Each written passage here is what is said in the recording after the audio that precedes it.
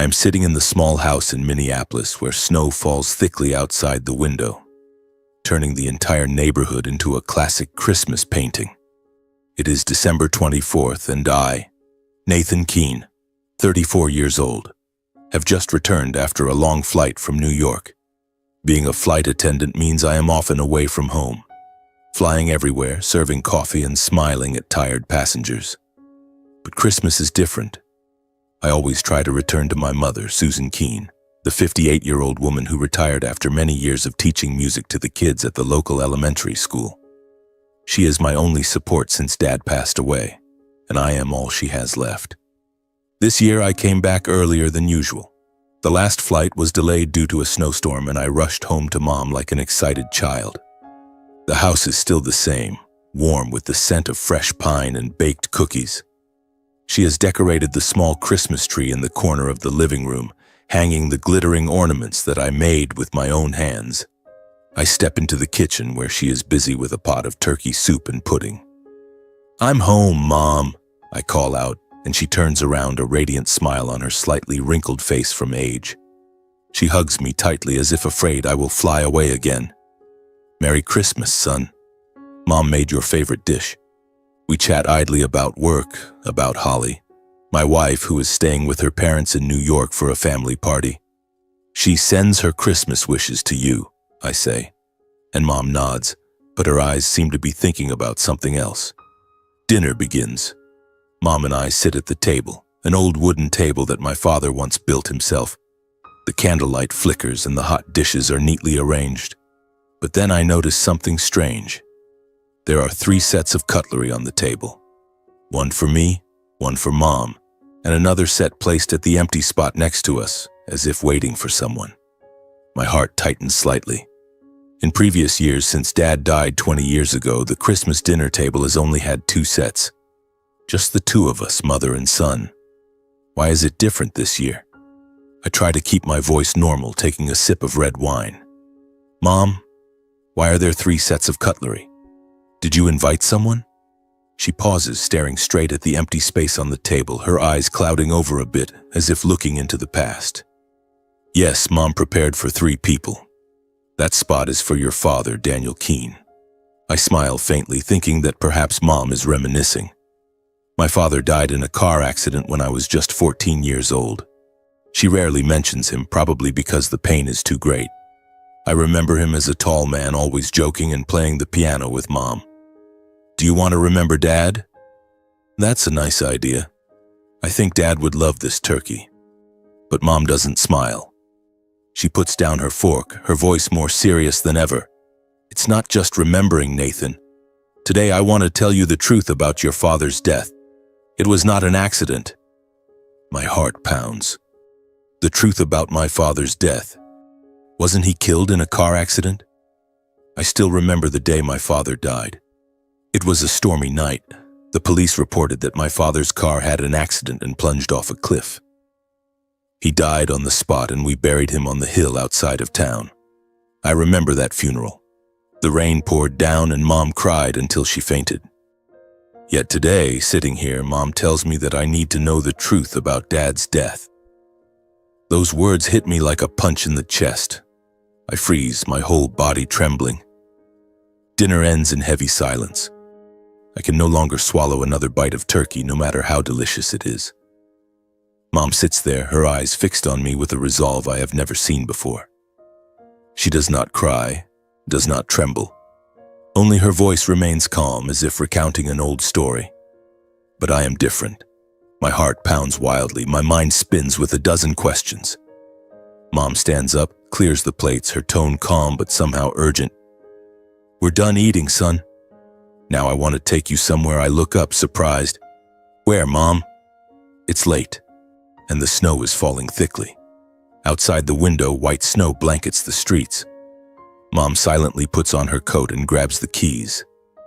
"To the hill on the edge of town, where your father lies. I need you to see it with your own eyes." Curiosity mixed with fear surges within me. That hill? Where my father is buried. I haven't returned there since the funeral 20 years ago. It is a small cemetery, isolated amid a pine forest where the wind howls and snow covers everything year-round. I put on my coat and follow her to the car, my heart filled with unease. The engine roars to life in the cold night and we drive off on the snow-covered road. Headlights flicker, reflecting the dark silhouettes of trees. I try to ask more, but Mom remains silent, her hands gripping the steering wheel tightly. "You'll understand soon," she whispers. The journey takes longer than I expected, probably because the snow slows us down. The car skids lightly on the icy road and I clutch the armrest tightly. In my mind, memories of Dad flood back like an old film. He was a cheerful man, with a wide smile and skillful hands. He often played piano with Mom and taught me simple calculations when I was little. "You'll become a great accountant like me," he once said. But then that accident. The car plunged off the cliff, the body charred beyond recognition. I remember Mom crying all night and I, a 14-year-old boy, trying to be strong to comfort her. A vague anger begins to creep in, but I push it down, waiting. Finally, we arrive. The hill appears under the dim moonlight, graves peeking out beneath the white snow. Mom turns off the engine, taking a flashlight and...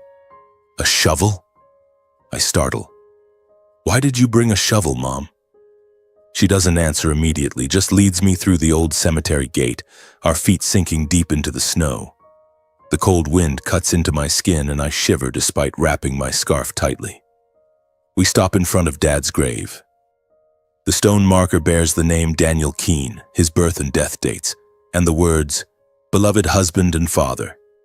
A thin layer of snow covers the grave like a white blanket.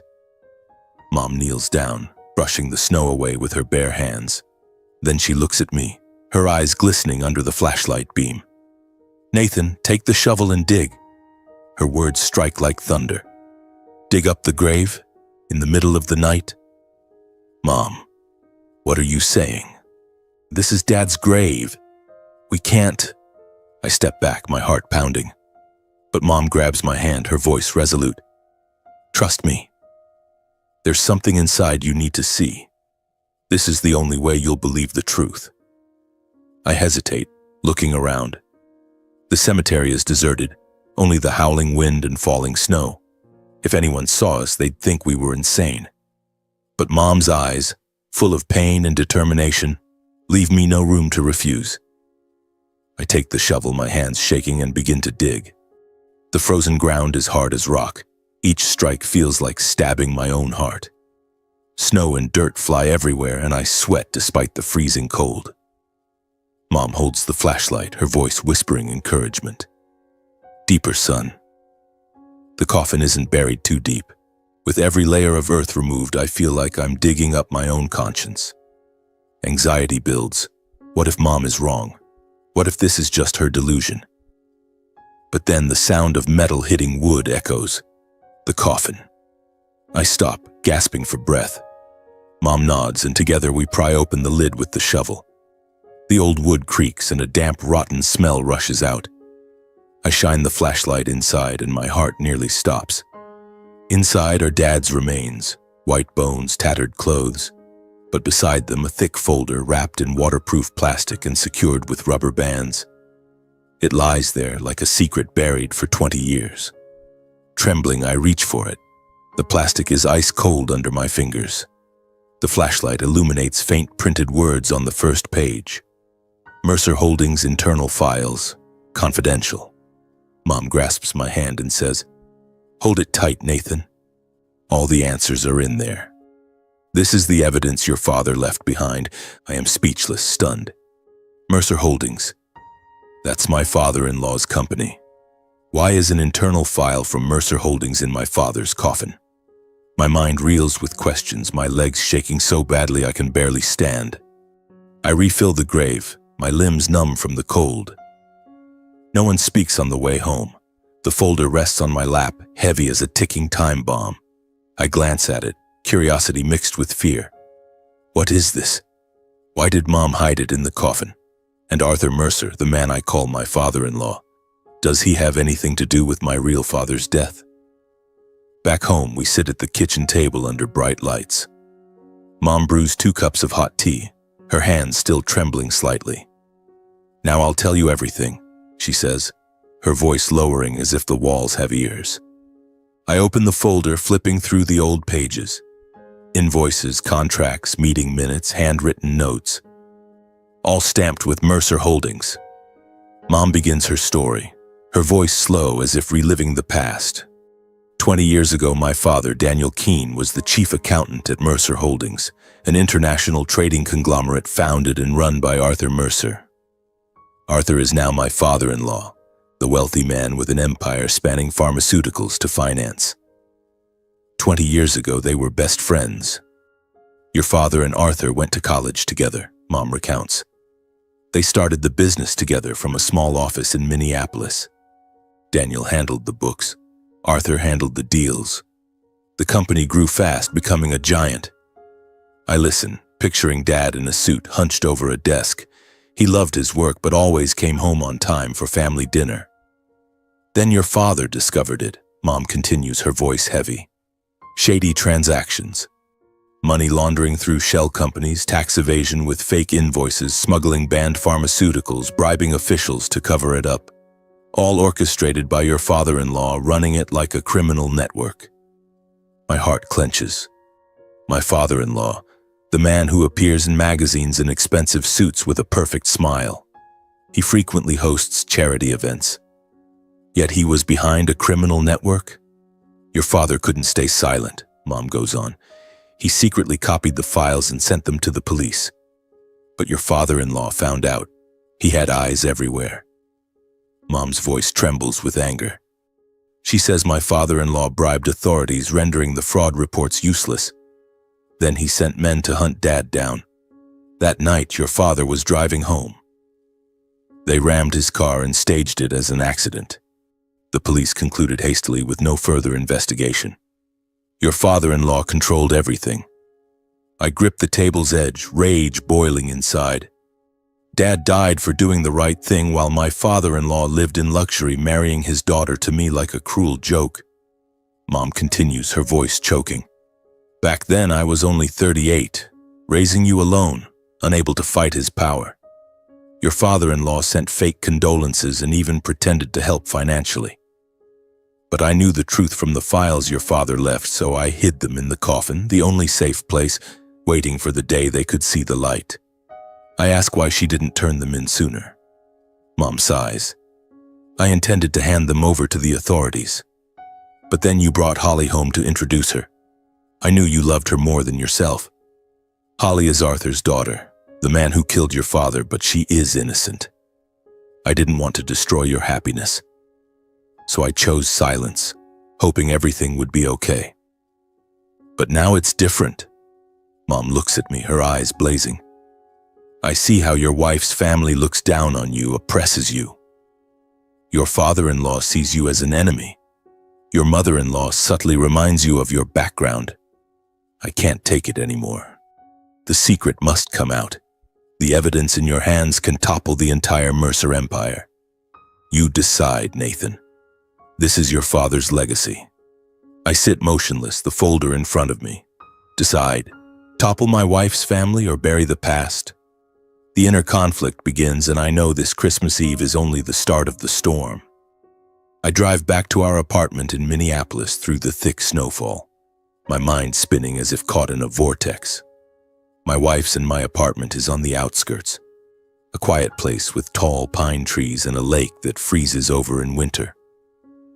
It's not a flashy villa like the Mercer home in New York. It's just a small, cozy house where we've built our own life. But tonight, as I push open the door and step inside, that peaceful atmosphere suddenly feels suffocating. My wife is still at her parents' house, so the apartment is empty. Only the ticking of the clock and the warmth from the fireplace. I collapse onto the sofa, the folder still clutched tightly in my hand as if letting go would make everything crumble. The dim table lamp casts light on the old pages. I don't dare open it right away, I'm afraid. Afraid the truth will burn everything I once believed in. Instead, I close my eyes and memories flood back like a violent storm. 8 years as a Mercer son-in-law, years I once thought were just class differences, now revealed as a dark fate. This isn't a fairy tale. It's a tragic play where I unknowingly played the lead. I clearly remember our wedding day 8 years ago. It was a lavish ceremony at the Mercer estate in the Hamptons, described by the press as a Cinderella story. The commoner marrying the heiress. My wife appeared in a stunning white gown, her golden hair flowing, her blue eyes sparkling with joy. She was 24 then, like a goddess stepping out of a dream. We met on a flight. I was a flight attendant, she was a first-class passenger. She smiled when I brought her coffee, and from there, love blossomed. "You're the most genuine man I've ever met," she said on our first date. I loved her for that gentleness, for the way she saw the world without the lens of money. The ceremony was perfect, white roses lining the aisle, a live orchestra playing Canon in D, and hundreds of guests applauding as we exchanged rings. Arthur Mercer, her father, chairman of Mercer Holdings, stood there in a sleek black suit, a stiff smile on his lips. He patted my shoulder, but his hand felt heavy, like a warning. "Welcome to the family, Mr. Keene," he said, but his eyes were cold, as if looking at a stranger. Back then, I thought it was just a rich father's protectiveness. Now I understand. Marjorie, my mother-in-law, descended from English aristocracy, hugged my wife tighter, whispering something in her daughter's ear. She wore a striking red silk dress, but her smile never reached her eyes. After our honeymoon in Hawaii, where Holly and I laughed and played on the beach, forgetting the world, we returned to reality. And that's when I realized the name Keene was never truly welcome in the Mercer family. It started with small things, but they piled up like an avalanche. My father-in-law always called me Mr. Keene instead of Nathan, as if reminding me of the gap. He was a tall man with silver hair and a deep, commanding voice. To him, I was an outsider, a lucky intruder into the world of a wealthy, powerful dynasty. Mercer Holdings wasn't just a company. It was an empire, with branches from pharmaceuticals to real estate, and my father-in-law was its ruler. I remember our first family dinner after the wedding, the Mercer Mansion in Manhattan with its grand dining room, walnut table, and priceless paintings on the walls. My wife held my hand under the table, reassuring me. My father-in-law sat at the head, talking about a new deal. We just acquired a pharmaceutical company in Europe. Shares are up 20%. Marjorie nodded and added, "Holly, remember when you were little? Your father taught you about the family legacy." Then she turned to me with a thin smile. "Nathan, what do you do again?" "Flight attendant." Must be exhausting, flying all the time. Holly could have chosen someone more suitable, but my daughter, perhaps she likes simplicity. Her words cut like a knife. I forced a smile, but my pride was pierced. My wife jumped in. "Mom, Nathan works hard. I love him for who he is." But Marjorie just shrugged. "I'm only saying. He should be grateful he married my daughter." My father-in-law said nothing, just stared at me with icy eyes as if appraising defective goods. Then there was Dylan Mercer, my wife's 28-year-old brother, a spoiled playboy with slicked back hair and designer clothes. He never hesitated to mock me. At my wife's birthday party, my brother-in-law slapped my back. "Hey, brother-in-law, what do you do on those flights? Serve soda?" Everyone laughed, and I swallowed my anger, pretending it was fine. My wife pulled me onto the balcony and hugged me. "Don't mind my brother.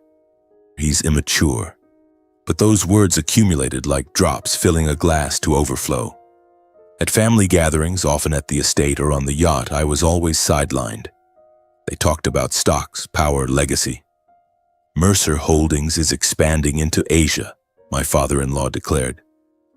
"Dylan, you'll manage the new branch." I sat silently listening, feeling invisible. Whenever I spoke, say sharing an interesting flight story, Arthur would silence me with a sharp glance, heavy enough to freeze the room. "Mr. Keene, we're discussing business," he'd say coldly. My mother-in-law would add, "Nathan, you should learn instead of telling fanciful stories." My brother-in-law would chuckle. "Brother-in-law, do you think you're a pilot? You're just a flight attendant." For 8 years, I endured it for my wife. She always shielded me, stepping in to defend. "Dad, Nathan is my husband. Respect him." But deep down I knew I didn't belong. I thought it was just because of my humble background. My parents were ordinary people with no empire. But now, after Mom's story, sitting in this quiet apartment, the memories return with new meaning. Their coldness wasn't just about class. It was because they knew I was Daniel Keene's son, the man my father-in-law once called a traitor. A chill runs down my spine. I remember one Thanksgiving dinner 3 years ago when Arthur suddenly mentioned traitors in the old company. "Some think they're heroes, but they're just fools," he said, staring at me. Back then I thought it was general. Now it's clear. He meant my father. They knew. Arthur knew I was Daniel's son from the start, and he let Holly marry me, perhaps to control me or as a quiet punishment. For 8 years I lived among people who saw me as a stain on the Mercer bloodline, like a time bomb, waiting to detonate. Now sitting here with the folder, I realized that toppling the Mercer empire would bring Arthur down. Marjorie and Dylan would lose everything. But Holly? She would suffer, maybe even hate me. I wouldn't just dismantle a criminal corporation, I'd destroy my own little home with my own hands. How do I choose between justice for my father and love for my wife? The torment cuts like a blade, and I know this decision will change everything forever. The days following that Christmas dragged on like a prolonged nightmare.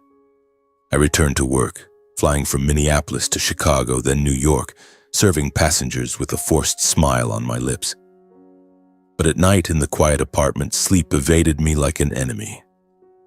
I lay awake in bed, my mind torn between two choices: the truth about my father's death or my love for Holly, the woman who had given me everything. The folder sat locked in the cabinet, but it was like a ticking time bomb, its sound echoing in my head every night. I clearly remember the first night after leaving Mom's house. Holly video called from New York, where she was staying with her parents. The screen lit up with her beautiful face, golden hair cascading down, a warm smile on her lips. "Honey, how was Christmas? I miss you so much. Mom and Dad send their regards." Her voice was gentle, full of love, making my heart ache. I wanted to tell her everything, to shout about her father's dark secret, but the words choked in my throat. "It was fine, babe. Just tired." I forced a smile, hung up, and collapsed onto the bed, tears streaming down. How could I destroy her world? Holly knew nothing of her father's crimes. She believed Arthur was a successful businessman, a strict but loving father. If I turned in the files, she would lose everything, and perhaps lose me too. The following days, the torment grew fiercer. By day on the plane, I tried to focus on work, pouring coffee, checking seatbelts, smiling at children. But every time the plane took off, I gazed down at the white clouds and memories of Dad flooded back. He used to take me fishing by the lake, teaching me about honesty. "Son, the truth always wins, no matter how painful." Now what? That truth would kill my marriage. Sleeplessness plagued me. Every night I woke at 3 a.m., brewed strong black coffee, and pored over the folder under the desk lamp.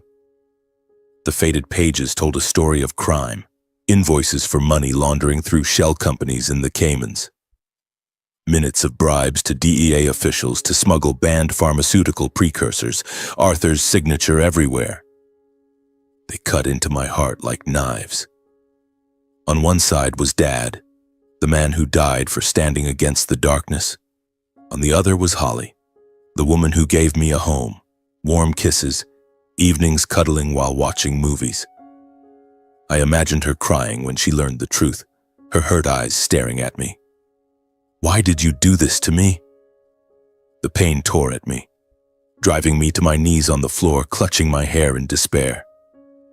Finally, on a late afternoon when the snow was melting and the sky was gray, I couldn't take it anymore. I drove to Mom's house in St. Paul. The familiar road now felt endless. Drizzle fell lightly, windshield wipers working nonstop, matching my chaotic heartbeat. When I arrived, Mom was sitting at the piano playing Silent Night, the Christmas tune still lingering. She looked up, saw my face, and understood immediately. "You've decided, haven't you?" she asked, her voice calm but her eyes full of worry. I sat beside her, holding her hand tightly. "Mom, I'm turning in the files.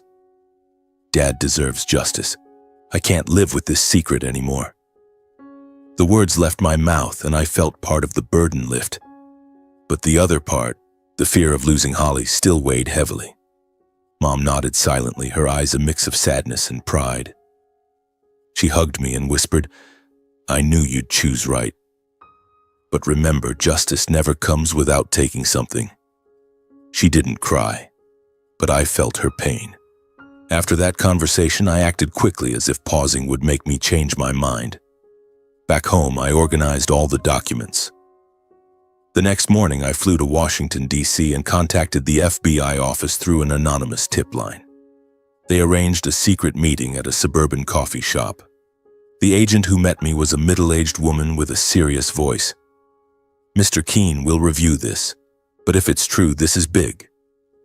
I handed over the folder, my heart pounding, feeling like I was jumping out of a plane without a parachute. They promised confidentiality, but I knew the risks. Arthur had eyes everywhere. Back home, I waited anxiously. Every doorbell made me jump. The investigation unfolded quietly but spread rapidly. At first, there were no signs. I kept flying, trying to act normal with Holly. She came home after Christmas and hugged me tightly. "You've been weird, Nathan. Is something wrong?" I kissed her and whispered, "Just work, love." But inside I was dying. Then a few weeks later, the first sign appeared. I heard rumors from colleagues. "Mercer Holdings is under unusual audits." My heart raced. They were tracing the hidden transactions. The FBI and DEA coordinated, uncovering shell companies and financial funds, showing money laundering through pharmaceuticals, bribing officials to cover smuggled shipments. Despite the files being confidential, news leaked, as it always does in big cases. An investigative reporter in Washington, likely tipped off by an FBI insider, started digging. The next morning, major papers ran headlines. "Mercer Biotech under federal investigation for fraud and drug smuggling." I read it on my phone at the airport, hands shaking. Blazing red headlines in the New York Times and Washington Post detailed suspicions of laundering millions, smuggling drug precursors under the guise of medical research. Mercer stock plummeted from $150 to $80 in the first hour. The market panicked. Investors dumped shares. The collapse unfolded like dominoes. Corporate bank accounts were frozen, supply chains halted abruptly, pharmaceutical plants in Mexico shut down, shipments stuck at ports. The Manhattan headquarters was raided.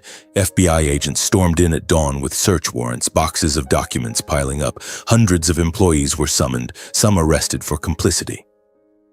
I followed the news, heart pounding. Dylan, Holly's brother, was called in for questioning. The playboy now pale-faced in paparazzi photos. Marjorie sobbed on the phone to Holly, which I overheard. "How did this happen? Your father is innocent." Then the climax. Arthur Mercer was detained for questioning. Images of him in his black suit, hands cuffed, escorted out of Mercer Holdings headquarters flooded national television. CNN, Fox News, MSNBC, all covered it.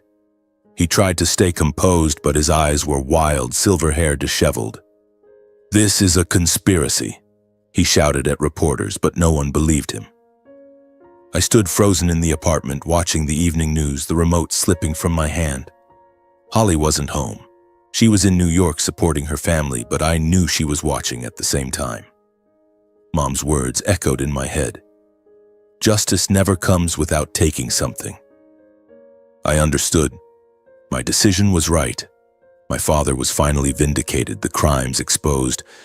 But I also knew that from this moment, my life and Holly's love for me would never be the same. My phone buzzed. A text from Holly. "Do you know anything about this?" My heart sank. The storm had arrived, and I was the one who started it. That night, after watching the news about Arthur's arrest, I fell asleep from exhaustion. Then the sound of the door opening jolted me awake. Holly stood at the entrance, motionless, her eyes brimming with tears. her lips trembling as if trying to say something to me but unable to form the words. I sat in the chair, my feet as if nailed to the floor. The silence was suffocating, broken only by the ticking of the wall clock and the pattering of snow against the window. Then she ran to me and hugged me, bursting into sobs. "Nathan, my dad's been arrested. His company is on the verge of bankruptcy. I'm so scared." I knew I had to tell her the truth, no matter how painful. I took a deep breath, gathering the last scraps of courage I had left, and revealed the secret I'd kept hidden for so long. "Holly, the one who reported your father, it was me." Those words dropped like a bomb, shattering the silence in the room. They echoed in my ears, heavy and irreversible, like a sentence I had passed on myself. Holly couldn't believe what she had just heard. She wiped the tears from her cheeks, her face contorted in shock. "What? What did you say, Nathan? How could that be? You reported my dad. How could you do that?" Her voice trembled, rising in pitch from the pain, and she took a step back, as if I were a stranger instead of her husband. She fired questions in rapid succession, her tone full of desperation. "Why did you hide it from me? Why didn't you tell me before doing something this huge? I'm your wife. I thought we shared everything." She felt deeply betrayed, as if I were the one who had destroyed her family, tearing apart the world she had believed in. Tears fell onto the wooden floor, and her body shook with surging emotions. I could only stand there silently, my voice choking in my throat as I tried to explain. "Holly, I didn't want you to suffer. I know how much you love your dad, and I didn't want you caught in the middle. I just wanted justice for my father, the man your dad killed 20 years ago." Those words of justification came out haltingly, but they only made Holly more despairing. I saw the pain in her eyes, like a bleeding wound.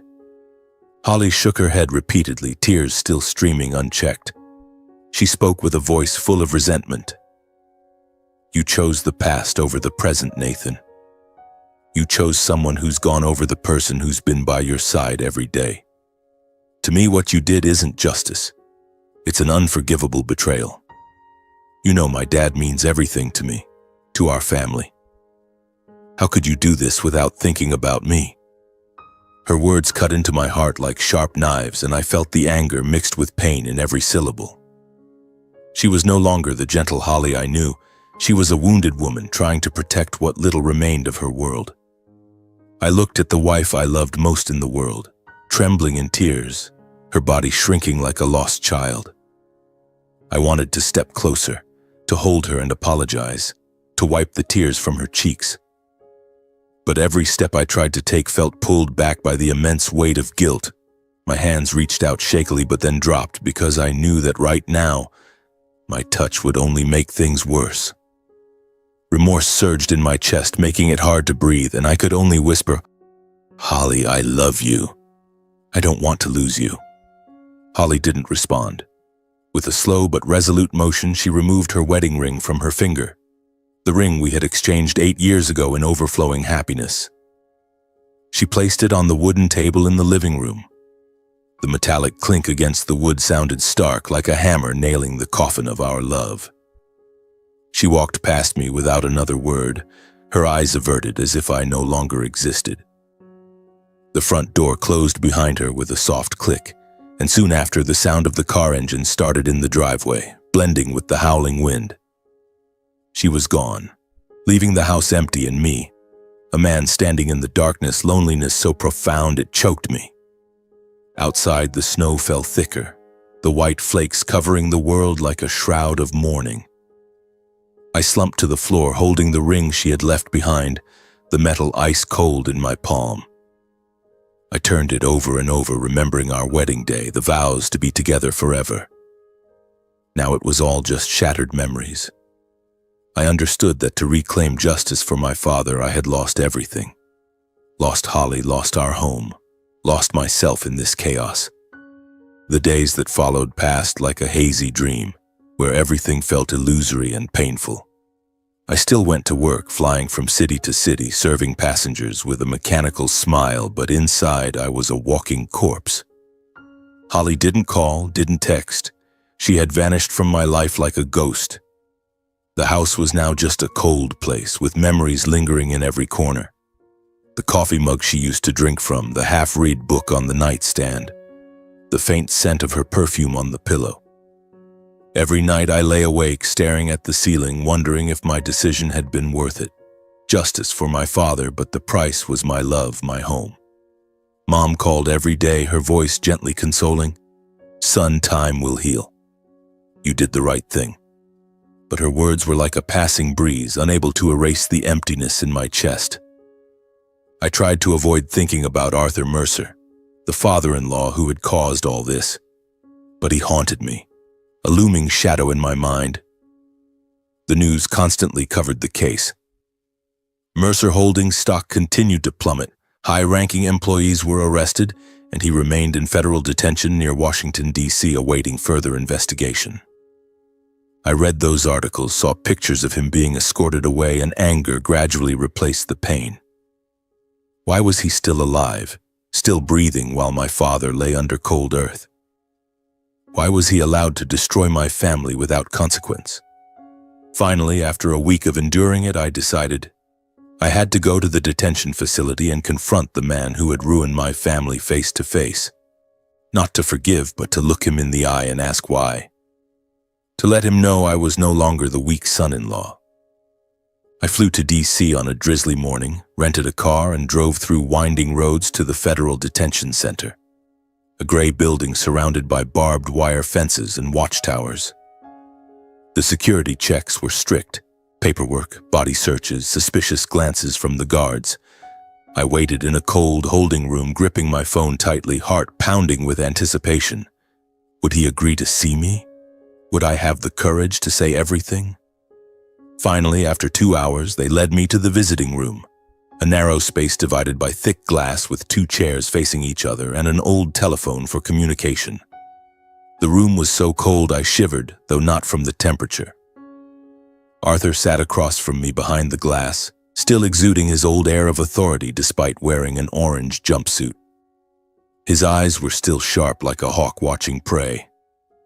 He picked up the phone and gave a thin smile.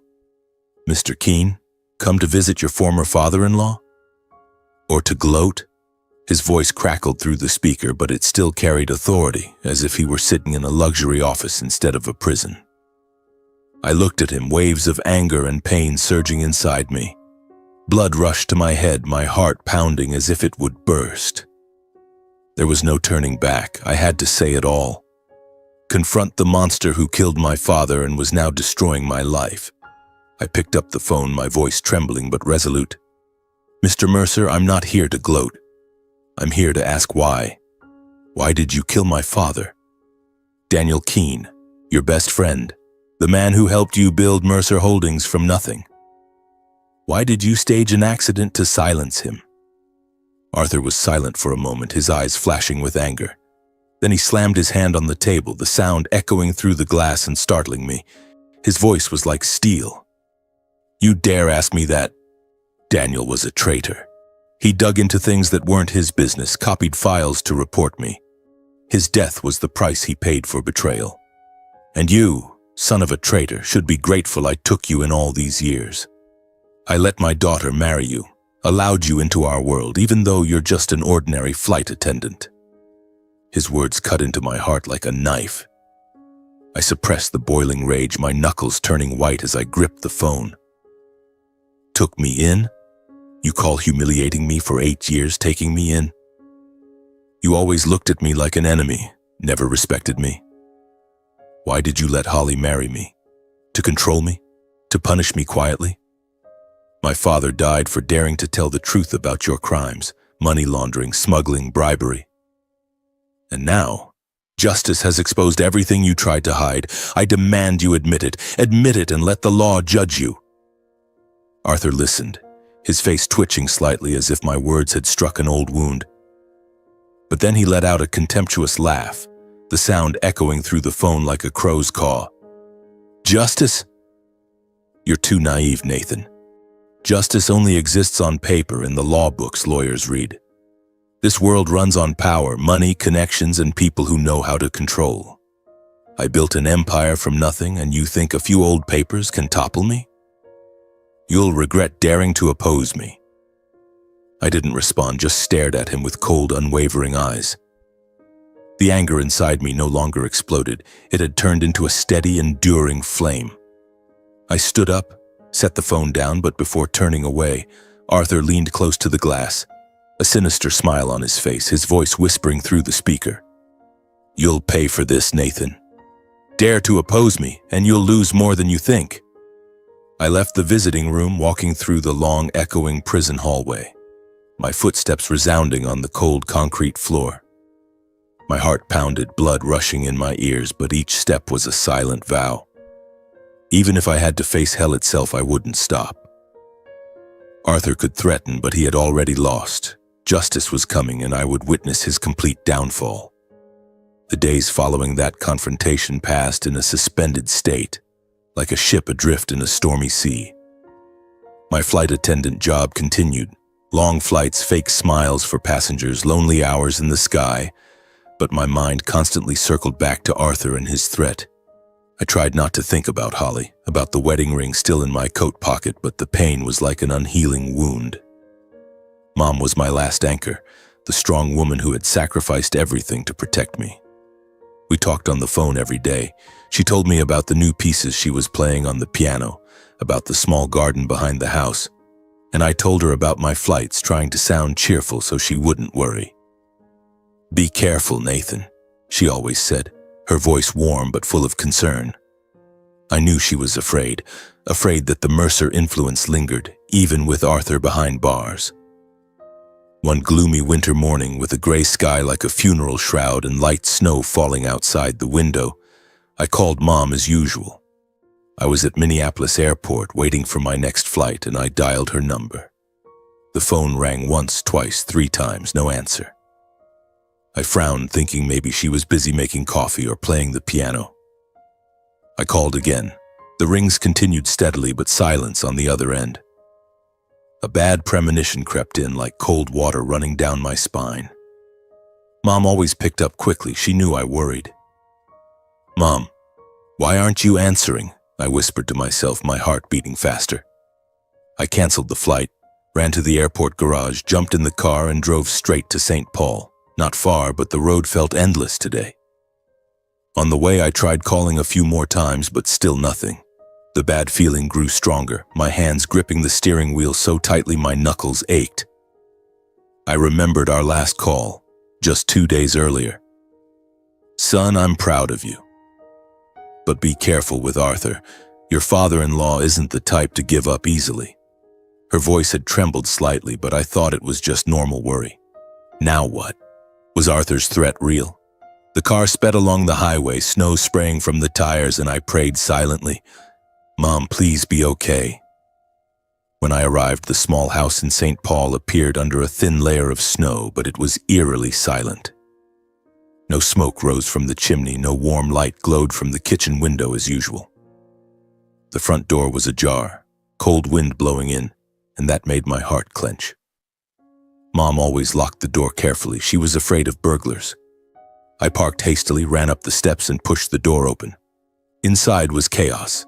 Furniture pushed aside, the sofa tipped over, books scattered on the floor, and a strange smell, metallic mixed with damp earth, assaulted my nose. "Mom. Mom." I called desperately, my voice echoing in the empty house. I ran everywhere, from the kitchen to the living room, then the bedroom, heart pounding like a war drum, cold sweat breaking out despite the freezing weather. I suddenly froze at the end of the hallway leading to her study. There on the cold wooden floor, Susan Keene, my mother, lay motionless, her body curled in an unnatural position, eyes half closed, face pale. In that moment, my world completely collapsed like a skyscraper hit by a bomb. My legs gave way. I rushed over and knelt beside her, hugging her cold, rigid body tightly. "Mom. Mom, no. Please don't." Sobs choked out from my throat, echoing in the empty house, mingling with the howling wind outside. Tears streamed hot on her face, and I held her tighter, as if I could bring warmth back to her. I noticed the bruises on her neck, faint hand marks, as if someone had strangled her, and long skid marks on the wooden floor, like dragged footprints. My mother had been murdered, and the cruelest part was that it was because I had dared to challenge the Mercer Empire. Arthur, my father-in-law, had made good on his threat through henchmen or hired killers to silence her, to get revenge on me. The pain in my chest turned into utter rage, like hellfire erupting. I screamed in despair, the shout tearing through the nightmare surrounding me. Why? Why did he do this? "Mom, I'm sorry," the scream echoed, making the windows rattle slightly, and I pounded the floor, blood seeping from my knuckles, but I felt no pain, only hatred and boundless loss. I called the police, voice trembling. "My mother, she's been killed. Please come right away." Sirens pierced the quiet night. Ambulances and police flooded the neighborhood, yellow tape cordoning off the house, flashing lights blinding. The coroner, a calm middle-aged man, examined and said softly, "She was strangled. Professional job. No clear traces." The police chief patted my shoulder. "We'll investigate, Mr. Keene." I sat numbly in the yard, watching them take photos and collect evidence, my mind blank. When the police left after a few hours of initial investigation, my mother's body taken for autopsy, the house sank into cold silence, like a tomb. I stood in the living room looking at familiar mementos. The old piano where she taught me to play. The family photo on the wall with Mom, Dad, and young me, her beloved music books. Each small item seemed to hold her warmth, choking my chest, tears flowing again. I touched the piano keys, hearing the faint echo, and remembered evenings when she played Clair de Lune, whispering, "Music heals all wounds, son." Then I noticed under the cushion on the sofa, where she often rested, a corner of a white envelope peeking out amid the mess. I flipped the cushion and recognized Mom's familiar soft handwriting. On the envelope simply, "For you, Nathan." My heart clenched as if squeezed. I opened it with shaking hands. Inside were a few trembling lines in weak penmanship. "Nathan, if you're reading this, the darkness came first. Don't blame yourself. Mom's death isn't your fault. It's the crime of those who fear the light of truth." At the bottom, "Keep going, son. Justice needs someone brave enough to stand, even alone." I realized she had foreseen her fate, perhaps after I told her about meeting Arthur, sensing the danger. The letter was her final will, a command I couldn't turn from, a torch lighting my path in the darkness. I collapsed, clutching the letter to my chest, sobbing uncontrollably. Mom had sacrificed everything, and now she passed the mission to me. A few days later, I held Mom's funeral at the small church in the old neighborhood where she once taught the choir. Cold drizzle fell, and only old neighbors and a few of her friends attended quietly. No crowds, no lavish flowers. I stood by the coffin, eyes raw from crying, all tears dry. I placed her letter on her chest, seeing it as a final goodbye, part of her soul going with her. The priest read the service, voice deep and warm. Susan was a kind woman. She lived for love and justice. As the coffin was lowered into the cold earth beside Dad's grave, I stood there a long time, fists clenched, head bowed. Rain soaked my shoulders, drenching my clothes, but I felt no cold, only enveloping loneliness. No one left beside me. Dad gone, Mom gone, wife left, only me and my promise to her. Before leaving, I knelt by the headstone and whispered, "I'll do what you wanted. I'll make him pay." The wind howled through the trees like her reply, and I stood up, walking away with renewed resolve, though my heart was full of pain. The months following the funeral dragged on like a prolonged nightmare, where time no longer held any meaning. I returned to work, drifting through the skies like a ghost, serving passengers without truly being present. Each flight was an escape from reality, the roaring engines drowning out the pain, the white clouds obscuring memories of Mom lying motionless on the floor. After months of exhaustive investigation, the evidence I had submitted, the old folder from Dad's coffin, was finally verified as authentic. The FBI and DEA worked closely, expanding the case quietly but relentlessly, like a net tightening around the Mercer Empire.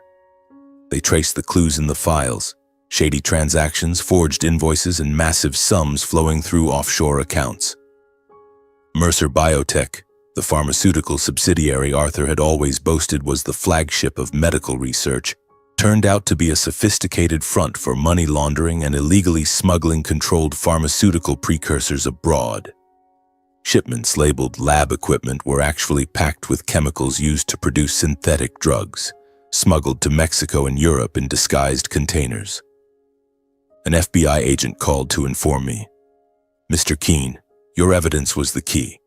We've gathered additional testimony from internal witnesses. Several former Mercer employees have agreed to cooperate for reduced sentences." His voice over the phone was professional, but I felt only emptiness. Justice was advancing, but Mom was no longer here to see it. A wave of high-ranking Mercer Holdings executives was arrested in simultaneous raids. I followed the news despite myself. Images of suited men being escorted from offices, hands cuffed, faces pale under reporters' flashes. Forged contracts, hundreds of pages concealing bribe payments to DEA officials, were seized from secret safes. Medical research shipments were intercepted at ports open to reveal barrels of banned chemicals worth millions. Mercer Holdings subsidiaries were shut down one by one, from pharmaceutical plants in South America to investment funds in the Cayman Islands. The stock market reeled. Mercer shares kept plummeting.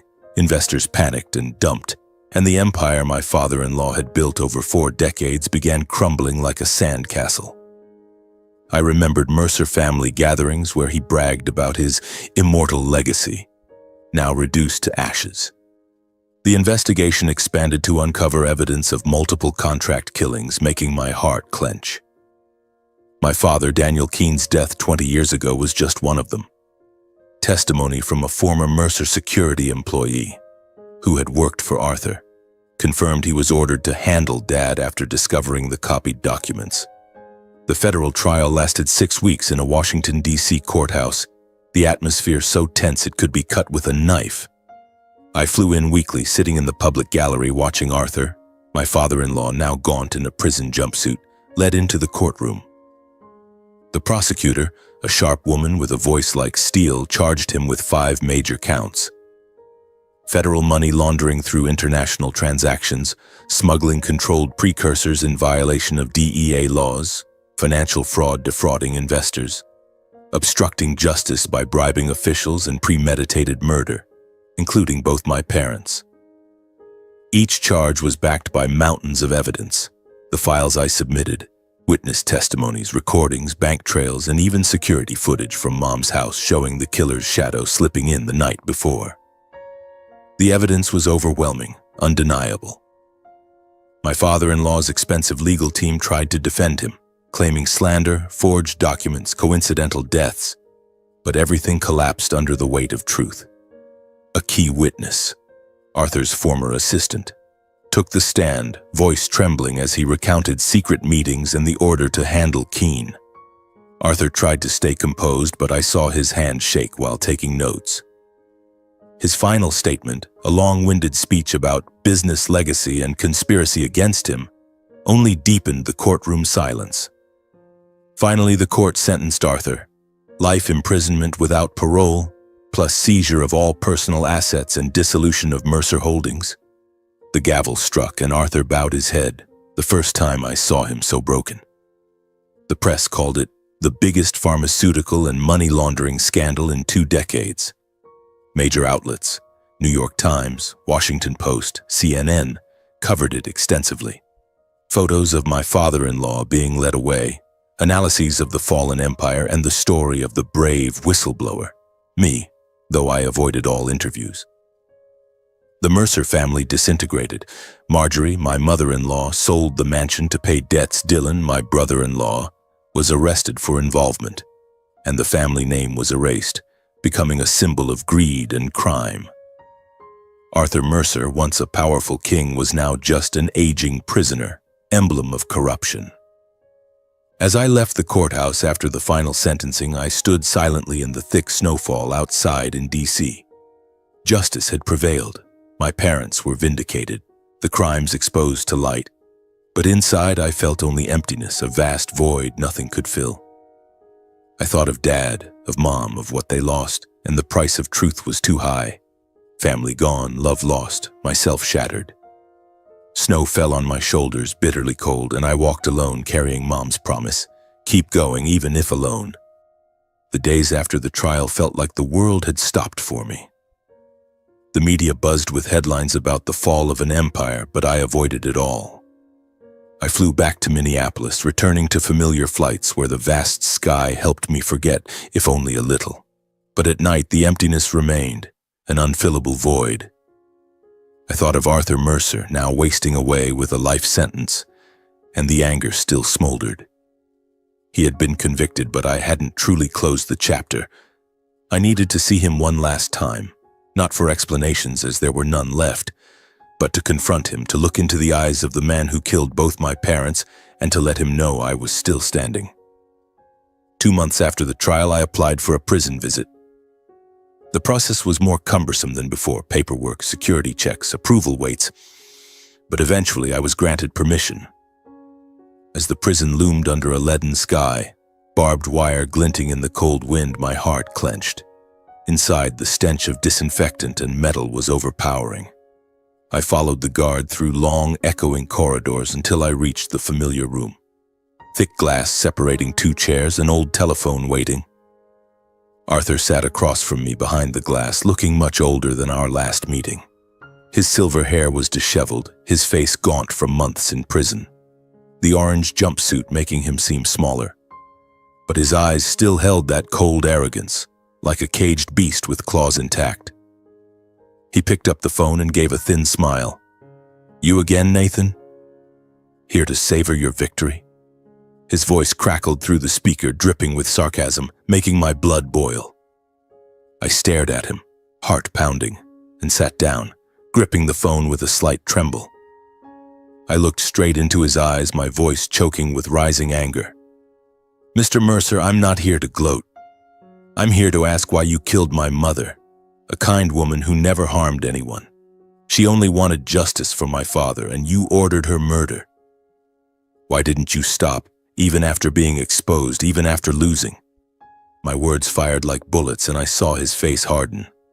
I remembered Mom on the floor, bruises on her neck, and the pain raised my voice. "She never touched you, never directly threatened you. How could you be so cruel?"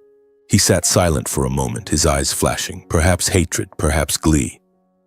Then he smirked, his voice cold and ruthless, as if stating the obvious. "You want to know why? Because I wanted you to taste loss, Nathan. You took my empire, my freedom, so I took what was most precious to you. She was just a pawn, a reminder never to cross me." His words slapped me like a physical blow, blood rushing to my head. He spoke of my mother as an object, a tool for revenge, and that cruelty made me shake.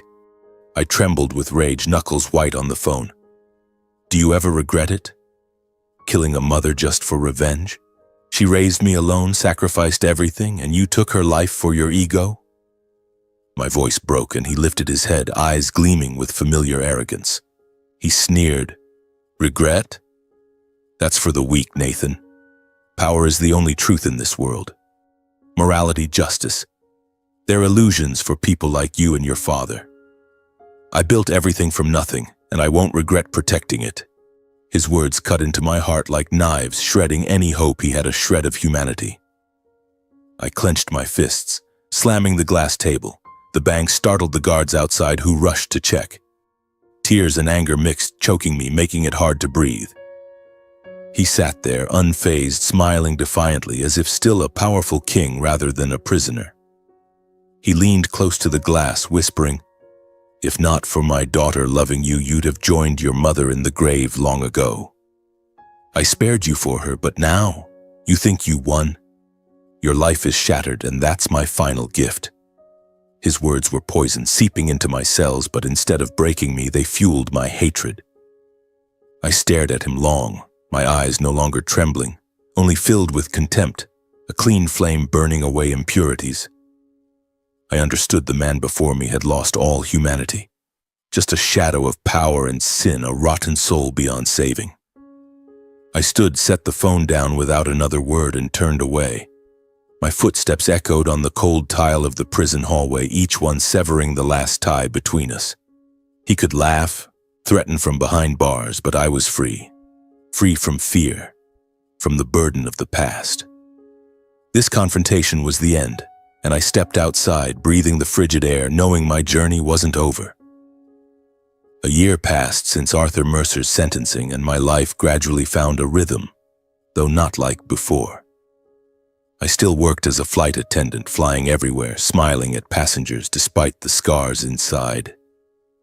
The house in Minneapolis was now just mine, but I had cleaned it, letting sunlight through the windows and soft music from the old radio. I played piano in the evenings, the pieces Mom taught me, and sometimes paused, looking out the window, remembering Mom's gentle smile, Dad's warm storytelling voice, and the painful years that couldn't be erased. Justice had come, but it brought no joy, only fragile peace like snow melting after a long winter. One March afternoon, as snow began to melt, turning streets into shimmering puddles under spring sun, I heard a soft knock. I was at the kitchen table making coffee, and the sound made my heart race. No one had visited since Mom's funeral. I opened the door, and Holly stood there, thinner than I remembered, golden hair loose, face weary, but eyes clearer and more peaceful than before. She wore a simple coat, no longer the Mercer glamour. "Nathan," her voice trembled like a whisper from the past. I stood frozen, staring, my heart a storm of anger, longing, and surprise. She stepped in when I invited her, sat on the sofa, clutching her bag. "For 2 years I left everything," she said, voice soft but firm. "I sold the house, cut ties with Mom and my brother, traveled alone to think, to face the truth about my father. I read the files, heard the testimonies. Dad was wrong, Nathan. He was a criminal and I was blind. You did nothing wrong. I'm sorry for abandoning you when you were hurting most after losing your mom. I was scared, angry, but now I understand. You chose justice and I'm proud of you." In her eyes, no Mercer pride, only quiet, sincere love, like the girl I first met on the plane. I was silent a long time, sitting across from her, mind reeling. The anger in me had cooled over time, leaving only weariness and compassion. I remembered her crying for her dad, leaving the ring, but also happy moments. Walks by the lake, embraces in the snow. "Holly, I don't know what to say," I whispered. "I thought we were lost forever." She took my hand, tears rolling. "I thought so too. But I can't live without you. Give me a chance to make it right." Finally, I opened my arms, welcoming her back, not with youthful impulse, but genuine forgiveness from a heart that had been through hell. In the time that followed, we started over, slowly and sincerely. We remarried in a simple ceremony by the lake near home. No guests, no extravagance, just spring breeze and sunset dyeing the water red. The priest was a local elder, and we exchanged new rings, plain, no diamonds, with vows. In pain or joy, we'll be together. Holly leaned on my shoulder, whispering, "Thank you for forgiving." And I knew this was a new beginning, where the past was a lesson, not a chain. A year later, Holly gave birth to twins, a boy and a girl, in a small Minneapolis hospital. Their cries sounded like the start of a new life, where the past was just a faint memory. We named the boy Daniel after my father and the girl Susan after Mom. The children brought light to the house, baby laughter, sleepless nights cradling them, simple joys I never imagined. Every evening I played piano to lull them to sleep, the melodies Mom taught softly echoing. Holly rested her head on my shoulder, saying quietly, "Finally we can live for those who fell. Your parents, and even my dad, despite his mistakes." Outside, the wind blew through the trees, carrying rare peace, the end of a tear-soaked journey and the start of a new life full of kindness and light. I looked at my family and knew justice wasn't just punishment, but a chance to live on, to love no matter the cost. One beautiful autumn afternoon, when golden leaves scattered the streets and the crisp air carried the scent of damp earth, I decided to take the family to visit my parents' graves. We drove through familiar suburban roads in Minneapolis, my wife beside me, holding my hand tightly, a silent reminder of what we had overcome. The two children, Daniel and Susan, now 2 years old, sat in the back chattering about Grandpa and Grandma they only knew from my stories. "Daddy, where are Grandpa and Grandma?" Daniel asked, his big eyes innocent. I smiled through the rearview mirror. "They're in a peaceful place, son.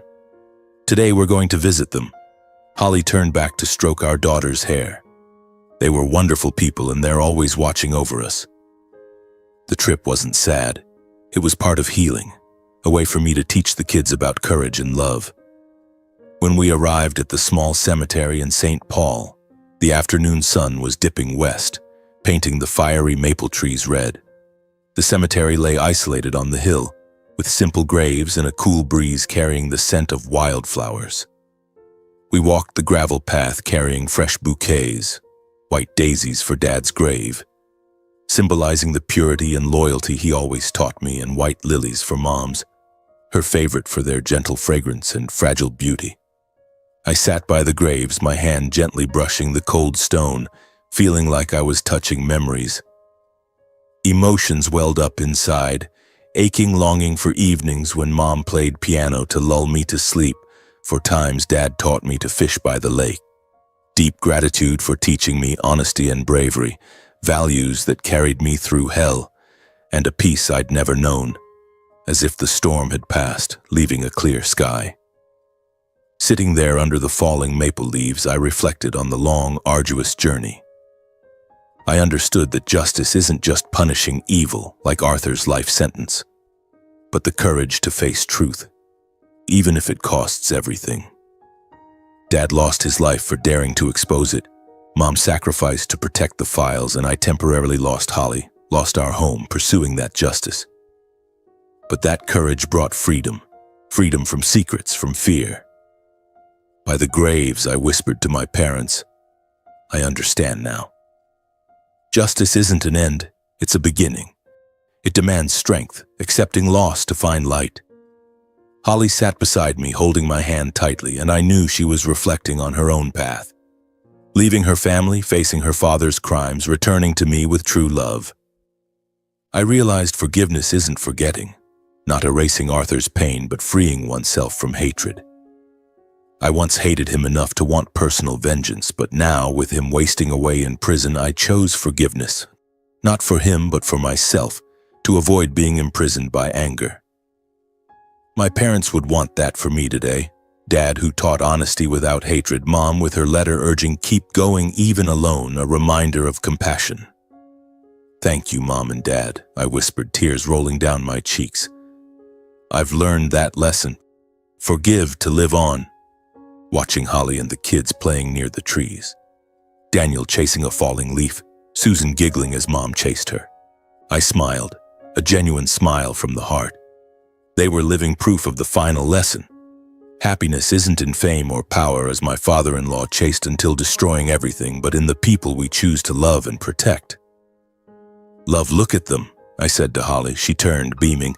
"They're the greatest gift, Nathan, and you're my rock." We embraced by the graves, peace spreading. Simple happiness in hugs, children's laughter, not money or power. I whispered as if to my parents, "I did it. Everything's at peace now." A gentle breeze carried golden leaves onto the graves like a distant reply. I imagined Dad smiling, Mom stroking my cheek, and the longing no longer hurt, only warmth.